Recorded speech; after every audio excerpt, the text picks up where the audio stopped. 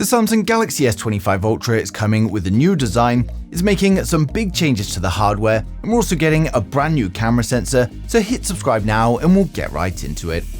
So first up, we've still got the reservation page online where you can reserve any of the new Galaxy devices including the Fold, the Flip or the new watches with no commitment to buy. All you got to do is put in your name and email address and you're going to get exclusive money off offers at launch as well as a chance to win a 5,000 Samsung gift card. So check it out now by clicking the link down in the description below or the card in the top right corner.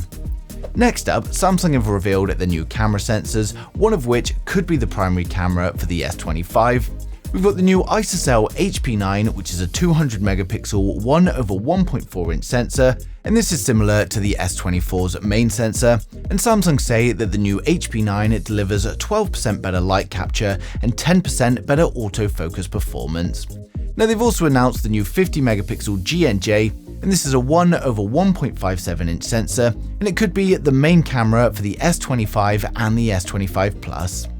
Now next up, we've got news that the S25 series is not going to be exclusively powered by the Snapdragon 8 Gen 4, and they're also having issues at producing their in-house chipsets, so it could be the first time that we see a MediaTek chipset on one of the S phones. Now it's reported that Samsung are considering the Dimensity 9300 Plus for the new Galaxy Tab, and another new chipset for the S phones, and this could possibly be the Dimensity 9400. Now of course it is just a consideration at the moment, so it's not guaranteed, and for those of you purchasing the Galaxy S25 Ultra, the Ultra is going to be exclusively using the Snapdragon 8 Gen 4. Next up, we've got the battery certification appear on BIS for the Galaxy S25 Ultra, and it's way ahead of launch, but it doesn't actually confirm the capacity of the new battery, but of course we can be pretty certain it's going to be a 5000 mAh battery.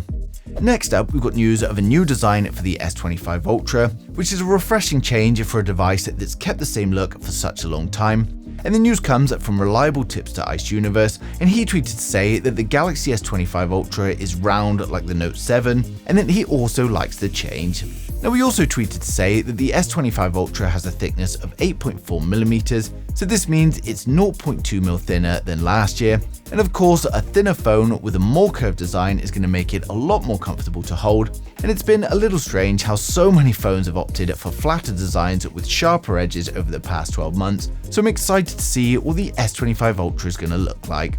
But for those of you excited for the new Galaxy S25 series, we're now going to run through the full specs, design, and the expected pricing to help you guys decide if it is going to be worth the wait. So make sure you hit subscribe now and we'll get right into it. So first up, we've got the standard Galaxy S25, which is coming with a 6.36-inch dynamic AMOLED display with improvements to brightness and color accuracy. We're getting a 120Hz display with HDR10+ and a resolution of 1080 by 2340, and of course protected by Gorilla Glass Victus 3.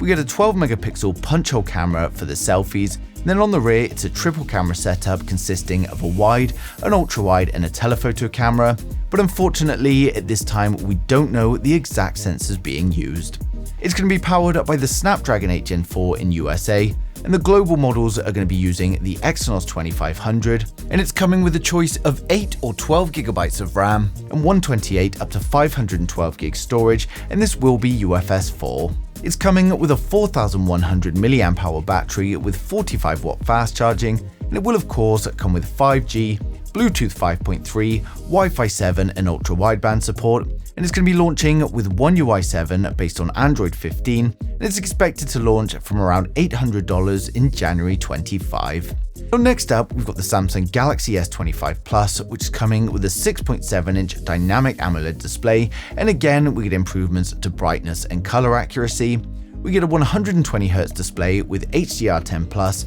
and a resolution of 1440 by 3120, and again is protected by Gorilla Glass Victus 3.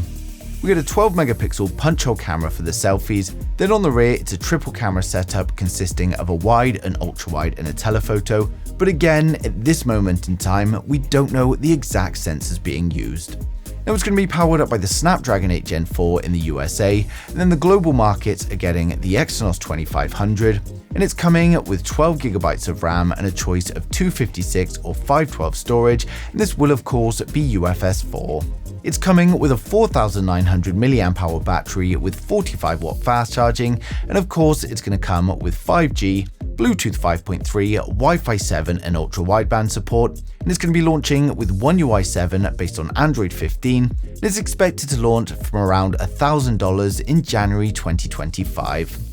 Now finally, we've got the most premium model, the Samsung Galaxy S25 Ultra, and the S25 Ultra is coming with a 6.9-inch dynamic AMOLED display with improvements to brightness and the color accuracy. We get a 120Hz display with HDR10+, a resolution of 1440 by 3120, and it's going to be protected by Gorilla Glass Armor too. We're likely going to get a 12-megapixel camera for the selfies, but there are a few rumors that it could be the first S phone with an under-panel camera. And on the rear, we get a quad camera setup consisting of a wide, an ultra-wide, a telephoto and a periscope camera, but again, at this moment in time, we don't know the exact sensors being used. Now it's going to be powered up by the Snapdragon 8 Gen 4 in all regions, and it's coming with 12GB of RAM and up to a terabyte of storage, and this will of course be UFS 4. It's coming with a 5000 mAh battery with 45-watt fast charging, and it will of course come with 5G, Bluetooth 5.3, Wi-Fi 7 and ultra-wideband, and it's going to be launching with One UI 7 based on Android 15, and the S25 Ultra is expected to launch from $1,300 in January 2025. So overall, the Galaxy S25 series is looking very similar to its predecessor again, but we do get plenty of upgrades in the form of the display, the cameras, the chipset and the software, and if we do get the first full-screen display, then I'm sure many people are going to be excited. Now, a lot of focus is still going into AI and software, and the partnership between Samsung and Google is no doubt going to see a lot of impressive new features with the launch of the S25.